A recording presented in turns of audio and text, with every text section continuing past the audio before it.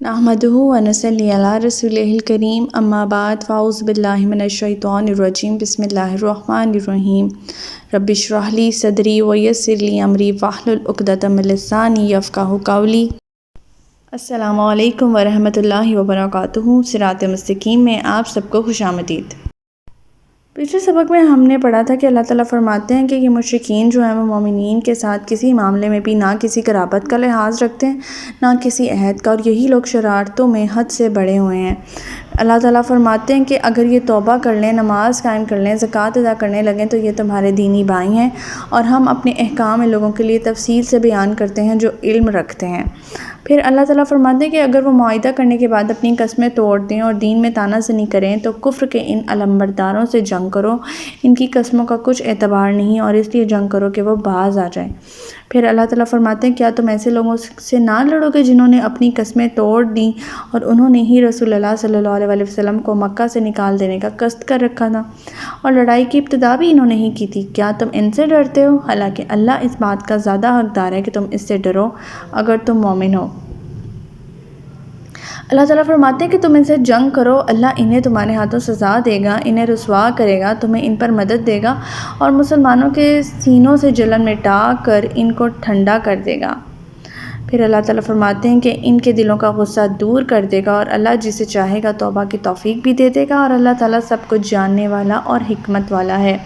ہمارا آج کا سبق آیت نمبر 16 سے لے کر آیت نمبر 20 تک ہے، تو آج کا سبق شروع کرتے ہیں۔ بسم اللہ الرحمن الرحیم۔ ام حسبتم ان تترکوا ولما یعلم اللہ الذین جاہدوا منکم ولم یتخذوا من دون اللہ ولا رسولہ ولا المؤمنین ولیجہ واللہ خبیر بما تعملون۔ کیا تم نے یہ سمجھ رکھا ہے کہ تمہیں یوں ہی چھوڑ دیا جائے گا، جبکہ اللہ نے ابھی یہ معلوم ہی نہیں کیا کہ تم میں سے کن لوگوں نے جہاد کیا اور اللہ اور اس کے رسول اور مومنوں کے سوا کسی کو اپنا ولی دوست نہیں بنایا۔ جو کچھ تم کرتے ہو اللہ اس سے خوب واقف ہے۔ اب یہ خطاب ان مسلمانوں سے ہے جو نئے نئے اسلام لائے تھے، ورنہ ابتدائی مہاجرین اور انصار تو اس معیار پر جو اس آیت میں بیان کیا گیا ہے پہلے ہی کئی بار پورا اتر چکے تھے، وہ اپنے امتحانات میں کامیاب ہو چکے تھے۔ اس معیار میں بالخصوص دو باتیں اللہ تعالیٰ فرما رہے ہیں، ایک یہ کہ اللہ کی راہ میں جہاد کرنا ہے، دوسرا صرف اللہ، اس کے رسول اور مومنین سے ہی دلی رازداری یا دوستی رکھنی ہے۔ کسی مسلمان کے لیے یہ جائز نہیں کہ وہ غیر مسلم کو اپنے معاملات میں دخل اندازی کی اجازت دے یا اسے اپنا ہمراز بنائے۔ غیر مسلم کو اسلامی حکومت کے کسی ذمہ دار منصب پر فائز کرنا یا کسی غیر مسلم کو کوئی جنگی راز وغیرہ بتا دینا ایسے خطرناک کام ہے جن کے نتائج بہت ہی خوفناک ہو سکتے ہیں، لہٰذا کسی غیر مسلم سے ایسی دوستی گانٹنے سے سختی سے منع فرما رہے ہیں اللہ پاک ہمیں یہاں۔ آیت نمبر 17 ما کان للمشرکین ان یعمروا مساجد اللہ شاہدین علی انفسہم بالکفر اولئک حبطت اعمالہم وفی النار ھم خالدون۔ مشرکوں کا وہ یہ کام نہیں کہ وہ اللہ کی مسجدوں کو آباد کریں، وہ تو خود اپنے آپ پر کفر کی شہادت دے رہے ہیں۔ یہی لوگ ہیں جن کے اعمال ضائع ہو گئے اور ہمیشہ دوزخ میں رہیں گے۔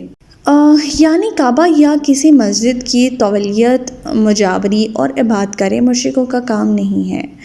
خالصتاً اللہ کی عبادت کے لیے بنایا گیا ہے کعبہ، اور ایسے ہی دوسری مساجد بھی اسی غرض سے ہی بنائی جاتی ہیں، لہٰذا مشرک بیت اللہ میں بھی اللہ کے ساتھ دوسروں کو شریک بناتے تھے۔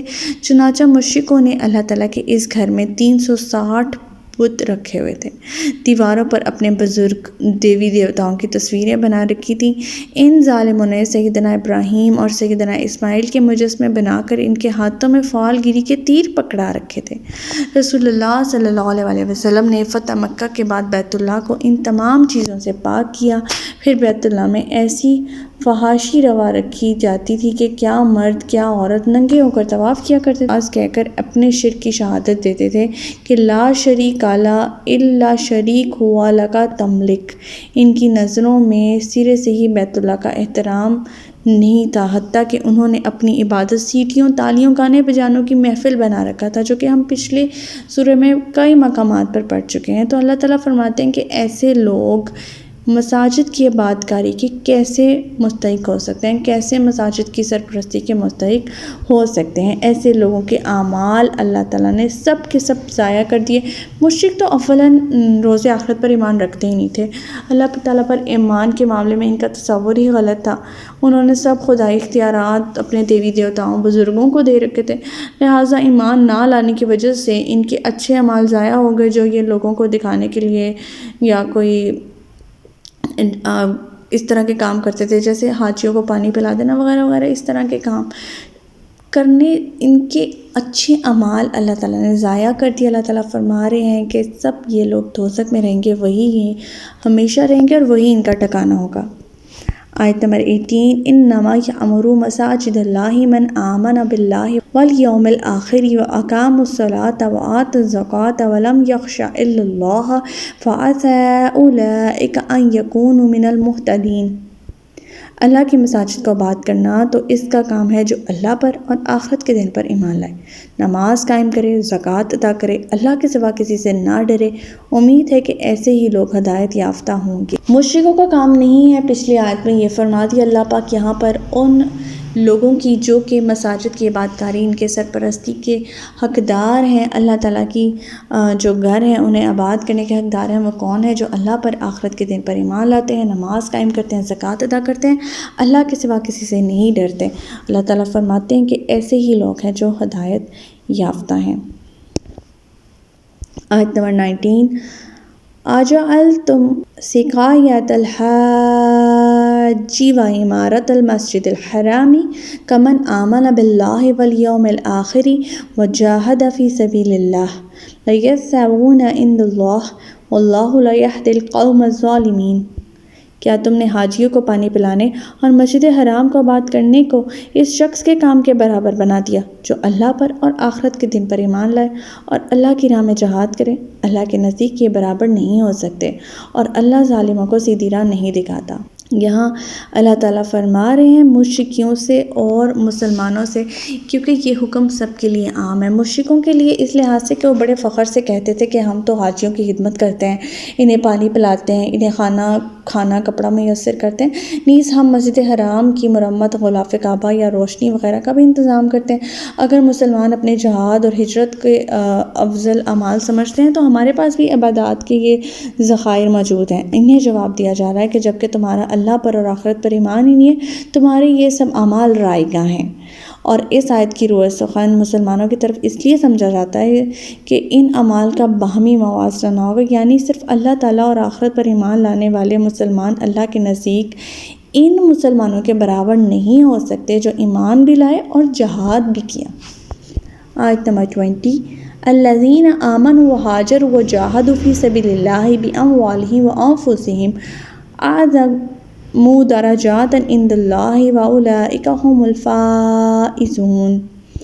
جو لوگ ایمان لائے اور ہجرت کی اور اپنے اموال اور جانوں سے اللہ کی راہ میں جہاد کیا، اللہ کے ہاں ان کا بہت بڑا درجہ ہے اور ایسے ہی لوگ کامیاب ہیں۔ کامیابی کی یہاں پر اللہ تعالیٰ ہمیں ایک کی بتا رہے ہیں، کرائٹیریا بتا رہے ہیں، اور وہ یہ ہے کہ جو لوگ ایمان لائیں، ہجرت کیا، اپنے اموال اور جانوں سے اللہ کی راہ میں جہاد کیا، اللہ کے ہاں ان کا بہت بڑا درجہ ہے اور ایسے ہی لوگ کامیاب ہیں۔ یہی ہے وہ ڈیفینیشن جو ایک سکسیسفل آدمی کی ہو سکتی ہے۔ نہیں، سیدنا ابو ہریرہ رضی اللہ تعالیٰ عنہ کہتے ہیں کہ ایک آدمی رسول اللہ صلی اللہ علیہ وسلم کے پاس آیا اور کہنے لگا مجھے ایک ایسا عمل بتائیں جو جہاد سے ہم پلہ ہو۔ آپ صلی اللہ علیہ وسلم نے فرمایا ایسا کوئی عمل نہیں۔ تو ہمارا آج کا سبق یہیں تک تھا۔ اللہ تعالیٰ سے دعا ہے کہ اللہ تعالیٰ قرآن پاک کے احکامات پر ہمیں عمل پیرا ہونے کی توفیق عطا فرمائے۔ اللہ پاک ہمیں ہدایت دے کہ جس کے بعد گمراہی نہ ہو۔ ربنا لا تزغ قلوبنا بعد إذ هديتنا وهب لنا من لدنك رحمة إنك أنت الوهاب۔ سبحانك اللهم وبحمدك نشهد أن لا إله إلا أنت أستغفرك وأتوب إليك۔ السلام علیکم ورحمۃ اللہ وبرکاتہ۔